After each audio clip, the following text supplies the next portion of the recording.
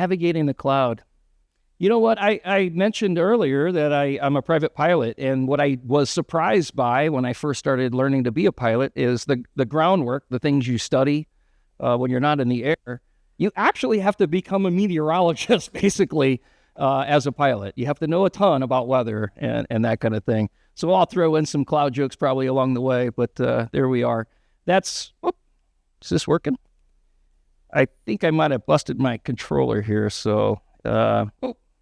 or my machine's broken. That's me. I don't know. It's important. At the end of the slides, you'll have my contact if you want to talk.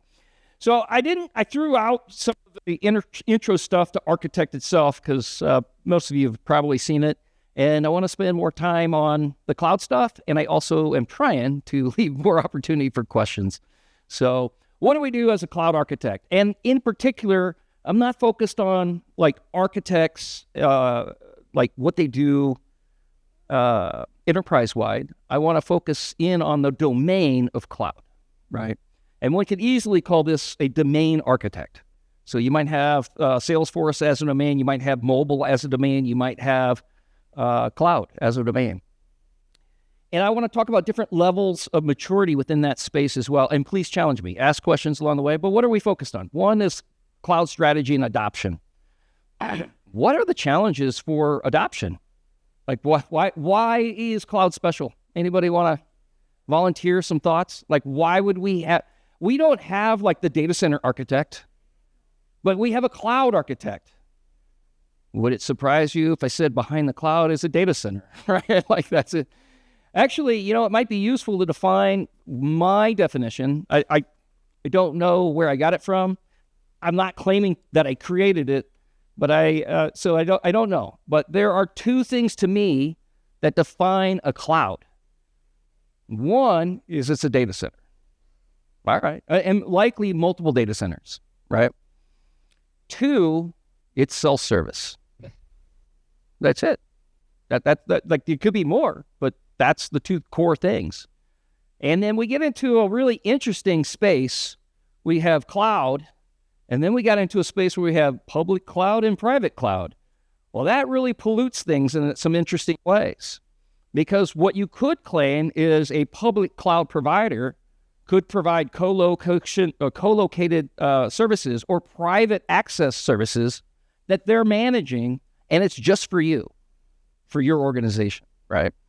But you could also say that a private on-prem data center, we've decided to use cloud technologies and to provide self-service. It feels like a cloud, but it's all on-prem for you. Which one of those is a private cloud? And so it kind of muddies the water. And I'm not saying one is or is not a private cloud. I'm saying you have to have more context to really delineate it. And so it becomes confusing to me if you say private cloud without further context as to what you mean. I might have to ask you, what exactly do you mean, right? So when we went to the cloud and we have this third party that is providing services for us, all of a sudden we needed a cloud architect. Why? Why is it unique? We might, if we're not answering it now, we might like mature our thoughts on that as we kind of go forward. But it really is a good question. Why do I need this person? Why do I need to have this role? In part, by the way, just to kind of slowly push us in a direction of interest, it kind of comes down to data gravity. And now I have to define a whole new set of terms I don't even have in the slides yet, right? Well, what do I mean by data gravity? Well, you guys understand the concept of gravity, right? Like you have an attraction of things. If you have like a black hole, it like sucks everything in. It has gravity. When I say data gravity, I mean, where is the nucleus of your data? And it makes a huge difference when it's on-prem, you're full control, or it's in the cloud, and I will do different things to go hybrid. Now we already threw in new terms, right? When we're going cloud, now you're making a determination. How am I gonna use the cloud? That's here, strategy and adoption, right? How am I gonna use it? When I started working with the organization I'm working with now in the fintech space, the idea is, hey, we're not in the business of on-prem data centers. We don't wanna own them anymore. We wanna go full on cloud. I actually didn't believe them. It's rare to see that. And are there apps that are so sensitive that you wouldn't do that for? So in my head, I'm not completely believing. Now, this is a senior level executive that's telling me this, so you should believe them. But I still had my doubts. Well, he retired, and guess what? Now that's not the strategy. So, and I don't know how we came to that necessarily, but we'll talk through some of that. All right. Cloud architecture design. I want to spend some time on that one. I don't know if I have slide support, but we will talk through that. When it comes to, I started to find some terms. I should fix that. I mentioned hybrid. What does that mean? Well, that means we have on-prem and we have cloud and we want them working together in some way. Now, there's a variety of options there. We could also talk multi-cloud. And multi-cloud is that I'm likely using multiple cloud vendors. So I could be multi-hybrid, right? We can slice and dice this all the way, and we still have the need for someone to give us a strategy for how we're managing that. What you can kind of commit to or understand is that when you have an on-prem data center, your backbone really matters. You usually have fiber optic backbone to handle that, but you have big pipes behind the clouds. But what you care about is where you land and where you have latency from one region to another region. So we're going to talk a little bit about that as well. All the things I just mentioned are going to play into our strategy for how we want to architect our solution with the cloud. To give you like real examples, in the U.S., well, first of all, we are mainly working with Azure. Also, I used to teach for Azure in 2012. Things have changed a lot since 2012. So I wouldn't count myself as an instructor for Azure anymore. You had a Fabric back then and all kinds of stuff. We're using Azure. Prior to the organization I work with now, I spent 8 years as a startup in San Francisco called Mesosphere. I was on all three of the major clouds then all the time, every day. So AWS was the lion's share of it, but I was also playing with GCP and with Azure as well. So Azure, we were in North Central. Why did they pick North Central? We'll talk a little bit about that later on because I have questions, right? But what I can tell you is we had mainframes and they were in Plano, Texas. And the latency difference between North Central to Plano was just too high. We had to move to South Central, which now has amazing connectivity to Plano. All right. Well, there's a whole more of that story we're going to talk about because I do want to get to some of my questions. One of the questions that I will ask for someone who wants to be a cloud architect, let's do it. The question is, you want to be a cloud architect, and I'm interviewing you, and the question is, what do you use? What is in your mind when you decide to choose a region? This is an open question, so it's to you guys. I'm not going to answer it yet. What do you choose? By the way, 80% of the people, probably more, answer a way that I want to question a bit. You have are you a tribute? District 2? User what? User base. User base. That is the most common answer, by the way. Very, very good. What's that? Compliance. Ooh, I like that. And when we get into compliance, we have to ask questions, compliance to what? But if we're talking like government stuff, there are specific regions geared towards that purpose, right? Very, very astute, by the way. I love that. I do like people who like your answer a lot because it's very uncommon to hear that. It also shows awareness, right? That's what I'm looking for. I'm looking to have a conversation, but I'm also looking for awareness. Are you aware? Now, let's talk for a second. I'm debating whether I want to flip slides or not. Let's talk for a second about user base. When you said user base, what do you mean? Yep. And what is it about the user that helps you determine what region you want to be in? Hey, okay, love it. You're everybody now. I love it. In unison. Latency. Yes. Okay. Now we're going to have an argument. A debate. Let's not argue. We have things for managing latency to an end user. We call them CDNs, right? Content distribution network, right? Akamai would be a great example that seems to be like the largest king in the region. So if we have Akamai, why do I want a region that's close to a human? In fact, I'll go further with that. If you're building out a stateless solution, one would claim that I have to reconstitute state to know what to do next. In other words, it's not a stateful service, it's a stateless service. So with a stateless service, the state has to be at the client or it has to be on the back end. When we have security concerns, it's very common to put the state on the back end, which means that I have serialization on the back end all the time. The other thing to note is that if I put it on the front end, I have non-deterministic latency because I have no idea where they're at and what their bandwidth is, what baud rate they're at, if you old school baud rate. Yeah. But on the back end, I'm on fiber optic backbone, and I have pretty much deterministic latency, which is great. So that's positive, right? So that begs the question, like, what is it about a region that forces me to choose one region over another? And I would say, by the way, I love cost, by the way. So we have two like awesome answers. The cost can be a factor, and there are cheaper regions than others. Let's keep going on. I will elaborate some further, but let's keep going. What would be other regions? Other reasons I would pick a region? Data.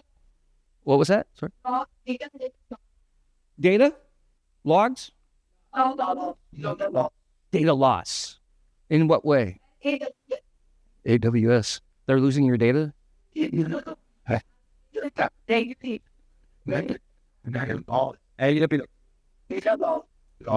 Okay. What other reason might we have? Oh, I love it. All right. So now I am trying to be cloud agnostic, and all I mean by that is we have multiple clouds out there. I named off the three most popular, right? So I might dive in and out of very specific things, but in general, I'm trying to stay up here. So instead of saying like, I can't even think now. I'm that tired. Instead of talking about specific networking or specific like security around networking, I'll just be kind of high level, vague about abstracting, right? We can apply it to a VPC or to a variety of NSGs and things like that, right? Like we can get there if we need to. NSG was the thing I couldn't remember for whatever reason. So back to our answer. There are certain regions that have peered regions. They have built-in nice backbone support for replication of data across the regions for the purpose of disaster recovery or active-active type configurations, right? So picking a region can do multiple things for you. One is I might want to pick a region that has good peer in another region that I would like, right? So now I'm correlating things. They kind of go together. To lay this out just a little bit further, but these are the things I'm looking to hear, right? If you are looking to be hired or to transform yourself into a cloud architect, these are the things you really need to have some details on. It's not about, it is about latency, but notice the example I gave. I said we were in North Central, we moved to South Central because we have to talk to Plano for our mainframes.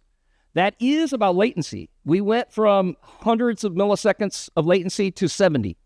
That's a huge impact when you talk about tons of queries going across that line, right? It wasn't latency to the end user. That's a whole different thing. In fact, I don't know if I even care about that. If I do, I might use a CDN. There are limits to my ability to use CDNs if my interest is an API call, though. So to be fair, there are latency interests that I have to be aware of. But my main concern is back-end latency. So I'm going to move to a region that has less latency to the things it will most communicate with. In this case, the mainframe, right? So latency does matter. But the other things, I love governance around like government type things or regulations. We talked about peered regions. That was great. We also might pick a region because there are preview services that are only available on specific regions until they become GA, right? There are regions, I think someone else volunteered it, there are regions that are cheaper than other regions. Also, by the way, here's another interesting story. We moved to South Central, as I mentioned. Guess what Microsoft had a problem with this last year? Capacity in South Central. You literally could not get enough resources. And guess what? When you have a cloud, a public cloud, did I just challenge somebody? I felt it. There was a disturbance in the force. I can feel it, right? Yeah. I thought the cloud was never ending. It's like electricity. It's just always on. Are you telling me it's possible for us to run it? Yes. Not only are we running out of capacity at a data center or at a region, we literally in the U.S. can't stand up certain data centers because we don't have enough power to support it. And to support it requires 5 years until we have the systems in place to create the data center. And this would be in the Northeast, right? So we have real problems, and we have AI sucking up all the power. So these are real concerns, but I literally am paying double the price in South Central to use VMs that are larger than I need and have abilities like GPUs that I don't need at all, only to get a compute to work in South Central. They told me they would have it fixed. This is Microsoft speaking. They were going to have it fixed by September. Guess what? It wasn't true. But I also knew that as soon as they added more capacity or ability to buy cheaper services, that it was going to be a land grab. It's a public cloud. Everybody has this problem. When I see that our company has this problem, guess what? Everybody using South Central has this problem. Everybody having this problem is going to want more. There's going to be a rush on the capacity that's going to be added, right? It's just like when a bank can't give you money, everybody goes to the bank and say, give me mine, right? Like that's a problem. So a lot of things shared. Hopefully we're talking on point for what people are coming in to talk about. But the cloud is much more challenging than at first glance. We also, for whatever reason, we share stories that are just not true. And I imagine they're coming from the cloud vendors. These are vendors trying to sell their wares, right? But the reality is it's not endless. It's also not cheap. In fact, it's more expensive. So if you're on-prem and you're like, hey, I want to go to cloud, I'm telling you, it's more expensive. It's not less expensive. Now, there are techniques that we will talk through a little bit about how can I reduce costs, and we'll save that to kind of the end. But cost management, always an important part of a cloud journey. That's usually, the architect is usually involved because they know the most about what the architecture will cost. Also, a thing to note, it's not in my slides anywhere. The thing to know about cloud, you can easily put data in. This is data gravity, right? It just sucks data in. You can suck it in for free. You ever want to leave, you're going to pay for it. So egress is expensive. Ingress is cheap or free, right? All you're paying for is pretty much storage at that point. And then we have different types of storage. You have fast data, you have somewhat fast data, and you have insanely slow data. This is like glacier services where you have things that are stored for pretty much forever. They're hard to melt and to thaw out, right? But you get it. Some of you are shaking your heads. So they're going to design solutions. We're going to do integration. Managing security is a big one for certain applications. That'll be government as well as financial. There's probably other things that are like that. Now, not all my slides are wordy like this, by the way, so don't let that scare you. Let's talk about compute models. So we've already talked about this. It's more expensive. It's just more expensive. And not only is it more expensive in production, it's also challenging in dev. And in this way, people will spin something up. They needed it for some purpose, and they go home at night or through the weekend or through the holidays, and it's still running, still costing you money.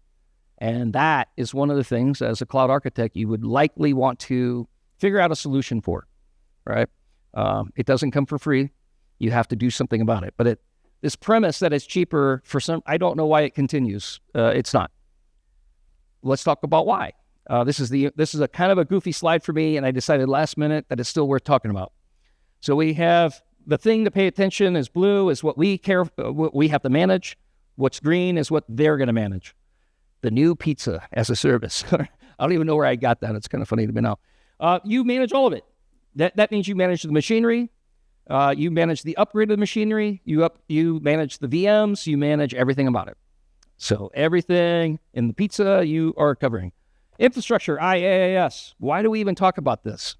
It's virtualization, right? There's a bunch of things that will be managed. So you don't have to care about an operating system patch. Unless you do, right? The problem is that for some organizations, like the fintech space, they're super sensitive to being current with security. And you're compromising a little bit when you go to a third party. You're like, hey, in other words, on-prem, we're super aggressive of patching. In cloud, we're like, yeah, you do that. That's what you do. So we can't control you. And they're more laxed on their vendor than they are in themselves, and it's kind of weird that way, right? But sometimes there's something serious. And when that happens, you have to push the vendor, hey, we need VMs that are fixed. Or whatever their service is. It doesn't really matter what the service is, right? Hopefully you get the point. The point is you're losing certain control. So there's a beauty to losing the control, but there's also a negative. There's some compromises that happen here. As we use the platform as a service, we actually have less things that we care about. And we kind of have to redefine what we mean by PaaS. We've had a number of different kind of phases of PaaS. For me, when you hear me talk about PaaS, I'm going to hyper-focus on Kubernetes, which I see as a platform, okay? A platform as a service. And that would be like AKS or EKS, things of that nature. And then we have our SaaS solution. That'd be vendor. You gave up everything.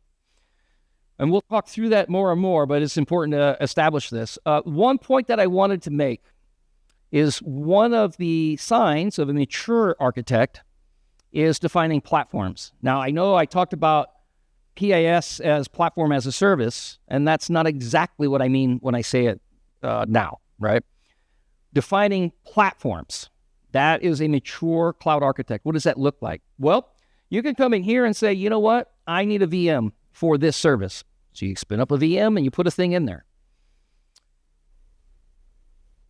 It's going to be easier for me to convey it this way. Let's say I want to spin up AKS. I'm not expecting that everybody knows what that means, but AKS is the Azure Kubernetes service. It's Kubernetes. At the end of the day, it's Kubernetes that they manage for you. They put in their own little tweaks in a couple of areas, like you can use the Azure networking and such, and you get certain benefits, but generally it's just Kubernetes. Now, if you're going to use Kubernetes, what do you need? So if I went to Azure and I said, spin up Kubernetes, it would do it. And you're now paying for it. But it's also now useless for the most part. Because what do I need? Well, I need storage if I'm going to use persistent volumes. I'm going to need networking. I need it to connect to things. I clearly need an ACR, which is my repository for containers. I clearly need security because I'm connecting to things. These are all the things that I'm referring to that when a developer or a team needs to land something in Azure, in AKS, you could piecemeal it here. You can go, well, I need one of these and I need two of those. You're basically building it a la carte, right? Or you can go to a menu and you say, you know what? I need a medium-sized cluster. And it knows all of the things that are necessary for my organization. It has built-in security and our Terraform or whatever our IAC is, and I'll define that a little bit later if you're not catching me. But I literally go in and I have a landing zone for a team to do some work from that has everything that we have defined for that category of service. That is a mature level of working with the cloud. That I don't have to have you go in and say, I need this and I need this. And then you start, you're like, oh man, I missed this, right? We have already defined from an architectural standpoint, what do we mean for us and our organization when we want to stand up AKS? And now we have Kubernetes, right? Not just a one-off thing, but a landing zone for a team. So that's why I wanted to talk through this a little bit is you want to move mentally towards a PaaS thinking, and you're going to have to build it yourself. What I just described does not come for free, and it doesn't come by a cloud. They literally are still kind of here. They're like, hey, you could piecemeal anything you want. No, they have a crazy number of customers with different ideas of what makes sense. And they have people who are building open source. They have people who are on the cheap, startup company, and they have companies that are well-established financial institutions. They're safest here.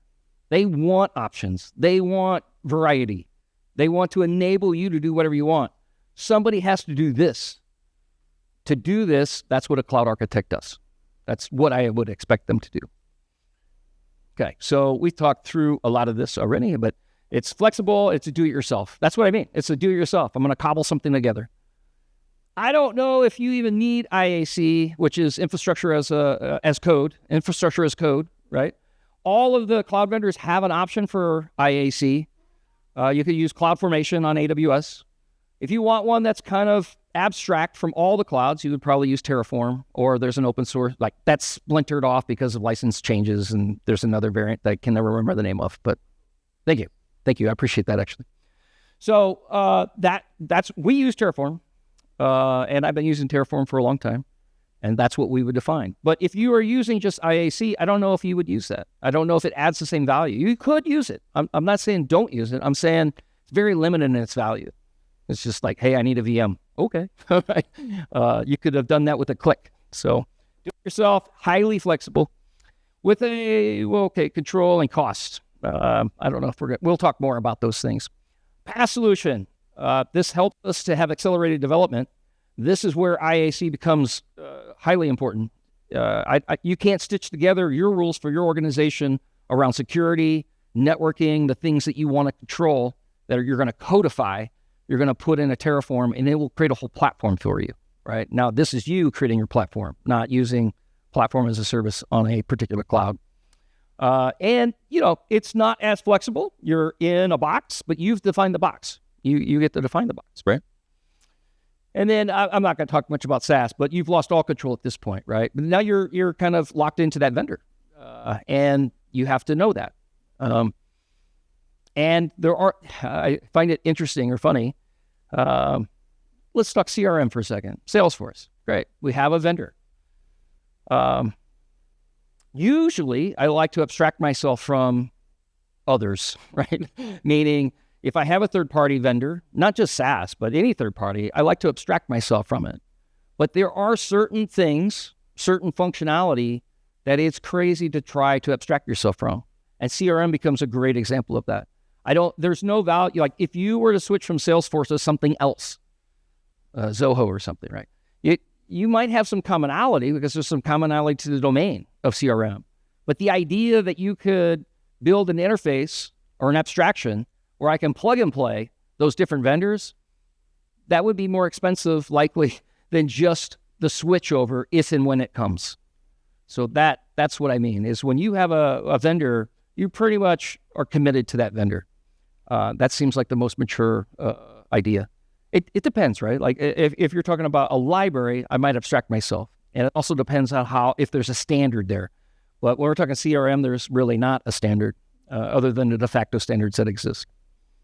All right, but it reduces a lot of overhead. The idea of going to cloud is to reduce the amount of things that you need as a team on ops side and to kind of empower yourselves by other people. Also, you get the advantage of your organization can't hire the most expert person on email, SMTP, in all likelihood, right? Because it doesn't even make sense. It's like, I use SMTP, but I don't need the most expert person. That most expert person can be federated or but economically supported across a large number of organizations. Well, then you go to a vendor that supports it, right? So you have some of the most expert people on a given thing, like networking and around DNS and things like that work for a cloud, and you get that benefit. That's awesome. There really are insanely brilliant people at these organizations. All right. I said click. My machine. All right. I would encourage you to go out and hit these pricing calculators, but this is like one in the toolbox for a cloud architect. You're definitely going to have to do some thinking around this. I would also say do this ahead of time. Like do this before you actually lay anything out. Do some comparison of on-prem and this. I could tell you that for us as well, I just told you we have challenges with capacity in South Central. We have challenges getting capacity in our own data center. So now I'm like, okay, what do we do? Well, we're going to go to another region to get the capacity we need, right? We're also, that's going to take us off track, but we're also inappropriately using resources on-prem. We'll talk through that maybe later. Design philosophy. I mentioned this. Cloud for me is a data center that has self-service. That's an important distinction. Because if you remove one of those things, I question whether it's a cloud anymore. And yet, I have a lot of architects that decide they're going to add things into the cloud that defeat its purpose. What do I mean? Do I have a slide on that? I hope I do.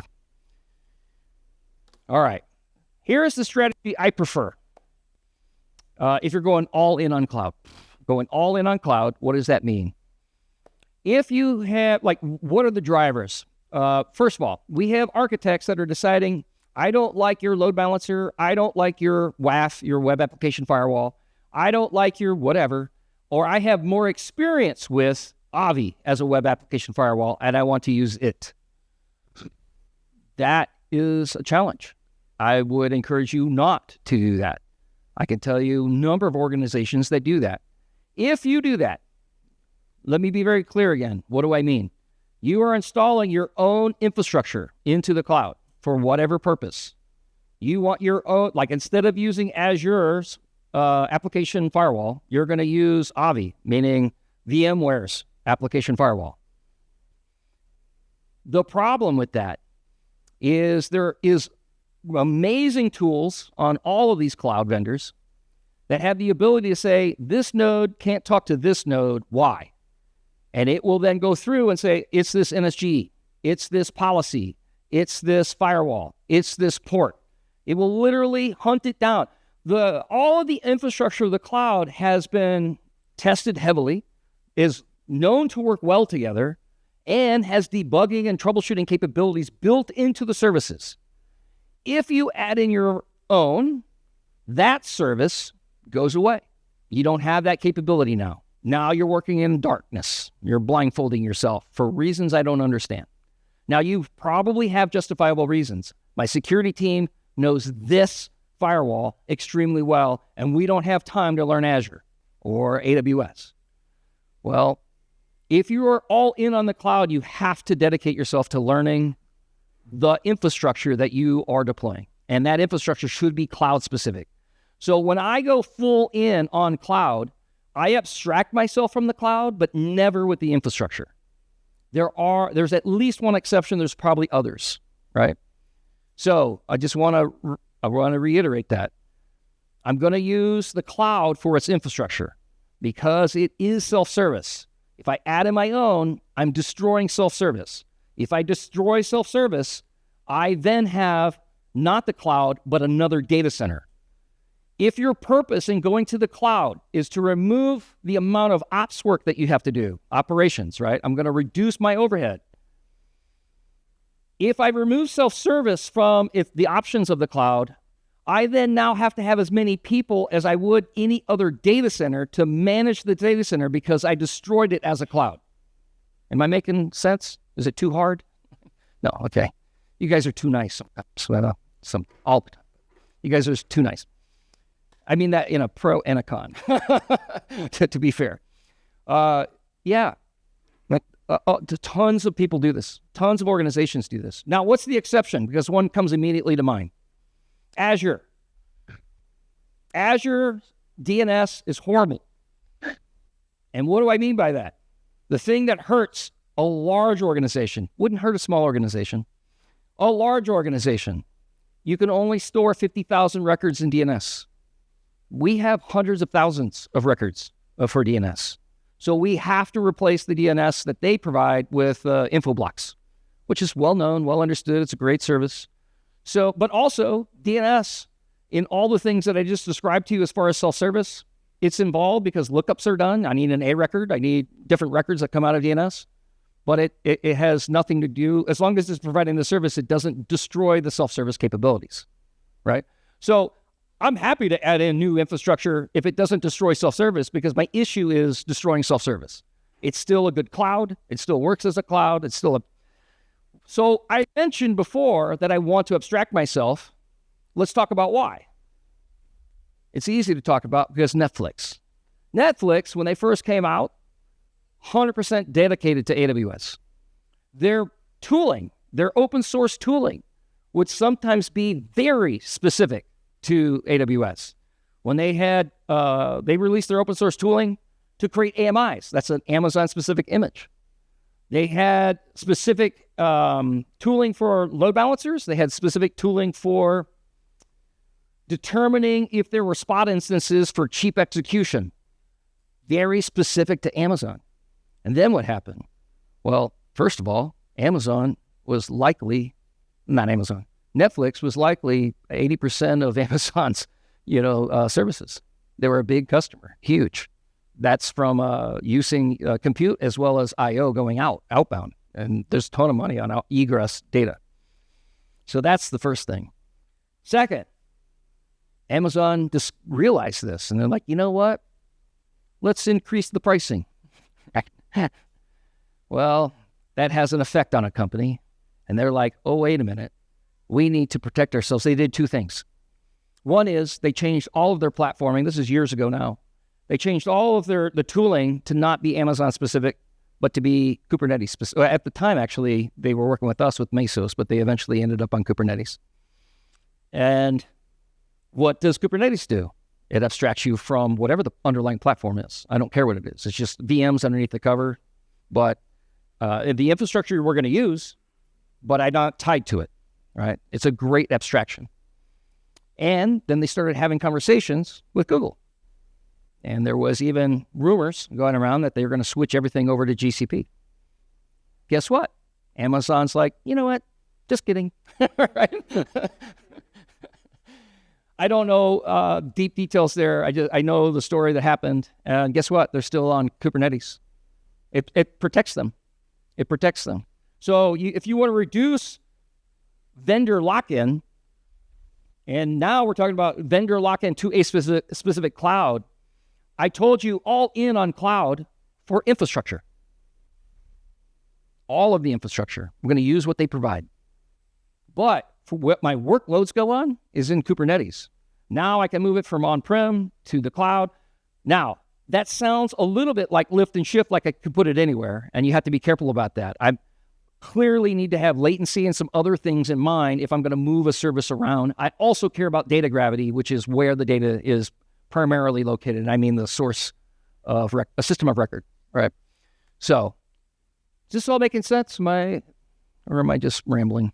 Sometimes I'm tired enough that I don't know, right? I could just be rambling. I do that when I'm tired. So full in, we'll use their infrastructure, use their systems, but also provide some level of abstraction above them so that you're not locked in. That's the best scenario, in my opinion. Now you have to do architecture work, like what's latency, where's my data gravity, can I just move this over here, what do I need to do, all good stuff. The polluting the cloud is all the things I just described to you. So we've already covered this, but you're creating your own custom load balancers. L4 is your application firewalls. Custom appliances, you're putting in your own search engines, your own appliances that you're co-locating there. Custom images, I don't know if that is too much polluting the cloud, but now you're taking ownership of a lot more than you otherwise would. So just be aware that actually there are challenges. And the whole point is not if you pollute the cloud, you've created another data center. And it defeats the reason that most people are using the cloud. That's the whole point. So to get cloud agnostics, I happen to be a fan of Kubernetes. Now, you're talking to someone who's a CNCF committer, a Kubernetes contributor. It has been doing container orchestration for the last 10 years or more, actually. So, I have rose-colored glasses. You take that as it is. I still have been looking around as an architect and as someone who's in the tech field. I still think it's the best option. But if you have one other than that, let me know. I'm all ears. But this is a great platform. I will say that people also commit to Kubernetes and don't understand it. And they are causing their own headaches. I actually am working with an organization right now that's struggling with that. What do I mean? To give a concrete example so that we're clear, and I'll talk more about this tomorrow when I talk NFRs. When I got there, now realize, I had been working for a startup company in San Francisco on container orchestration. I come to an org that's in Midwest. What I commonly say, but the Midwesterners don't like this, is the Midwest of the U.S. is about 3 to 5 years behind the coast. They hate hearing that, but it's true. All right. So And so we had a little bit of a problem in that they are using Kubernetes in this weird way. They are starting to use Kubernetes, and I had been using it for years. That's the main point that I was making there. And when they had a Java Spring Boot application in production, configured with request at 70 millicore, I was like, I've never seen that in my career. I don't know who determined this. And what you have to realize is 70 millicore means 7% of core time. I can tell you that let's think of it this way. It might help.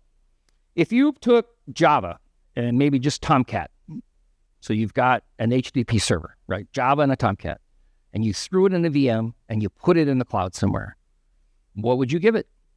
If it was possible, would you give it 7% of core time? It's just Tomcat. You would not, right? In all likelihood, you'd give it half a core and you'd give it a half a gig of RAM at a minimum. Like that's where the starting points, right? So 70 millicore, I don't know how they got there, but it's a nightmare. And their systems are lying to them. And what do I mean by that? They're like, hey, reservations are here, utilities down here. So we're not even using what we told it can have. It's like, yeah, it's Java. Like 7% of core time, it barely has time to garbage collect. It can't do business. Like, of course you have low utility. It's people not understanding all of the things. What fascinates me about that story is that they're looking at data. They're claiming to be a data-driven organization. And they're using like Dynatrace, where it's a reputable tool. And it takes like an expert to know that data is lying to them, right? Like, you want to be data-driven, you want to be able to confirm that the data is accurately displayed. But it's hard to know that, right? Well, that's where the AI bots will help us, but maybe. We'll see. All right, so being cloud agnostic, I would highly encourage it for all the story and reasons that we talked about. IAC, I mentioned, but this is what we Terraform or Cloud Formations or ARM or Bicep. These are all options. Pick yours. Choose your own adventure. If, though, you are going to Terraform, I've had enough experience with customers and clients. I have been an enterprise consultant for years. It's challenging when you use Terraform and then you are AWS specific or region specific. It's really bizarre to me. Why did you use this? In other words, they took 6 months to create all the Terraform modules to create their ecosystem. So if they need to spin up another environment or set up disaster recovery, they're ready. The problem is we moved from North Central to South Central and they need another 6 months. That's ridiculous, right? You can be abstract here. And frankly, you could also be abstract on cloud. It is harder. It's more work. I wouldn't do it unless you have to. But you can have some abstractions here, and you should really leverage that. But it means, again, learning another tool and getting really expert at this tool. If you are going to be AWS specific, I would just use CloudFormation. I don't know why you wouldn't. Right? It's a little bit weird. If you're 100% AWS and you're committed to it, I'd use CloudFormation. So now it could be that you want more expertise in the Terraform, you want the vendor support, there's a variety of reasons you might choose Terraform anyway, but it's not that hard, actually. It's just not that hard to be abstract.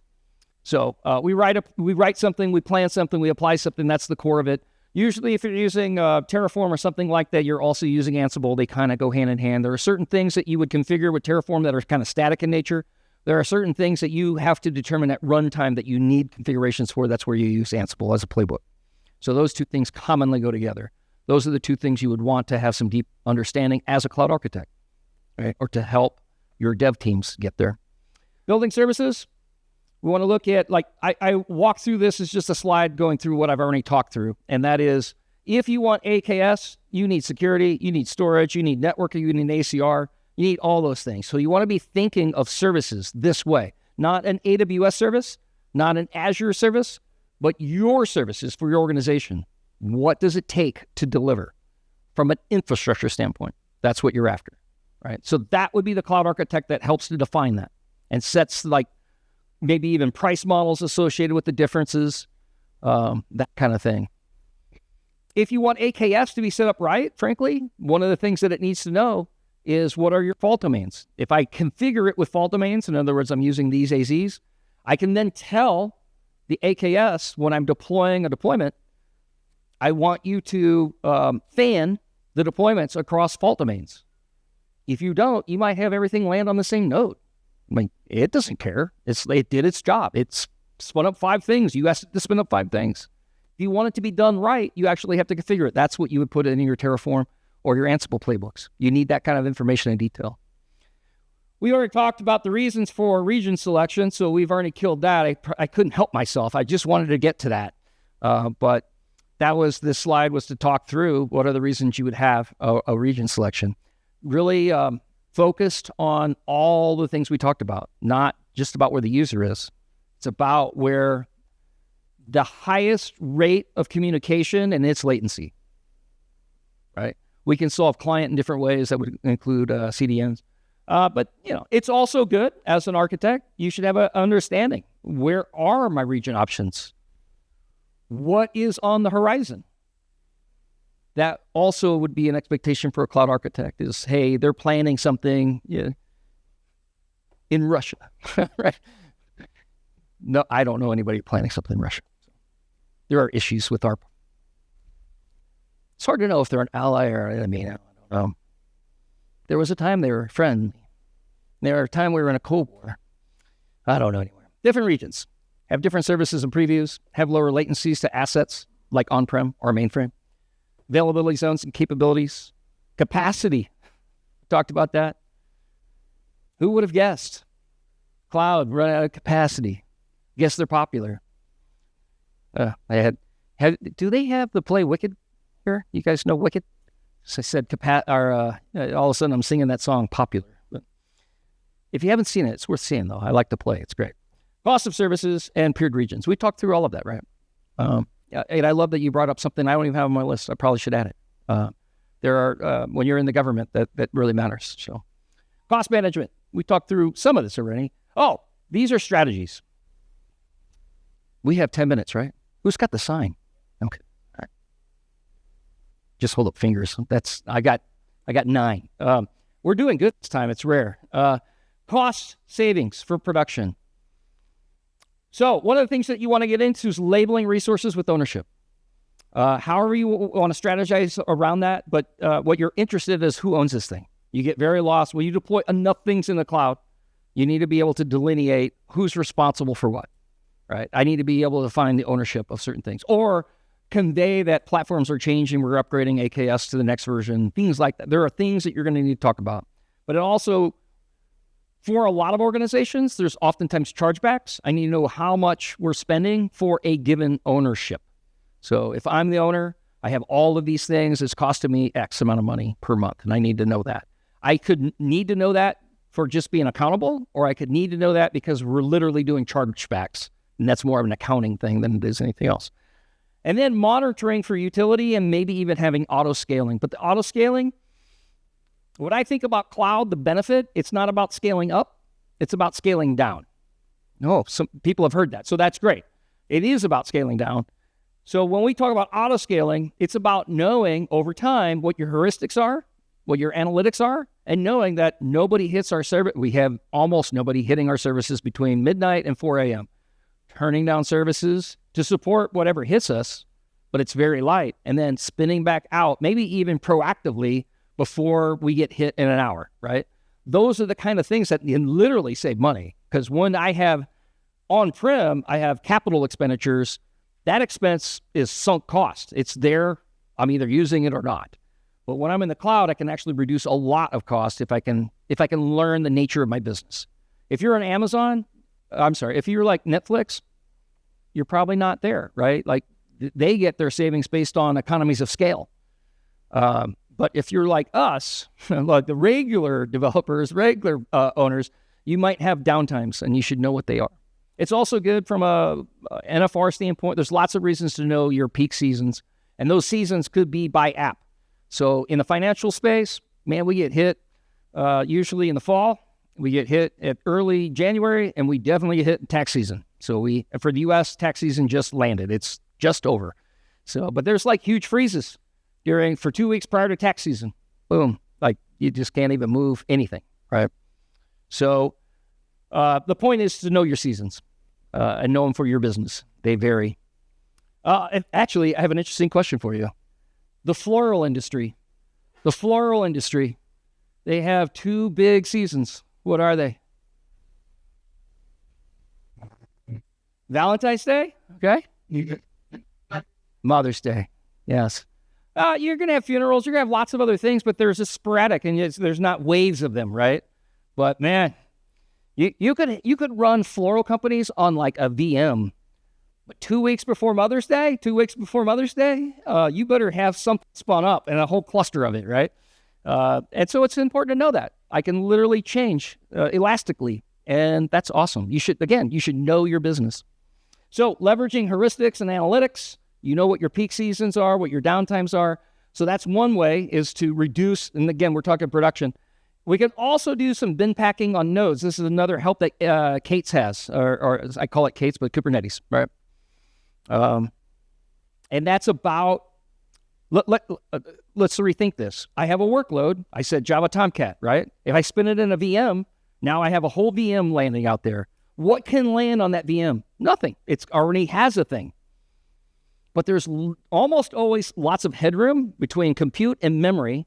I could land something there, but I don't have the facilities to do that. That's what Kubernetes does. I have a VM, I have a node, and I can land lots of pods on it, lots of workloads on it, and they share a VM. So we gain some advantages there. I actually have an ending story that will talk about the cost savings that a customer I was working with had. Now, this is reducing costs in lower environments. And what I mean by lower is like anything lower than prod. So that'd be dev, UAT. I'm sure you know of some of these, like pre-prod. Everybody has different terms for them, but we all have lower environments of some sort. First of all, tag ownership, establish an expiration date, and run a Reaper. And that's why the Reaper's there. So what do we mean? If I were to build out a self-service for our organization, I would say, hey, I want to be able to spin up Kubernetes. I'm going to say, I need it for 8 hours. I need it for 2 days. It will establish an expiration.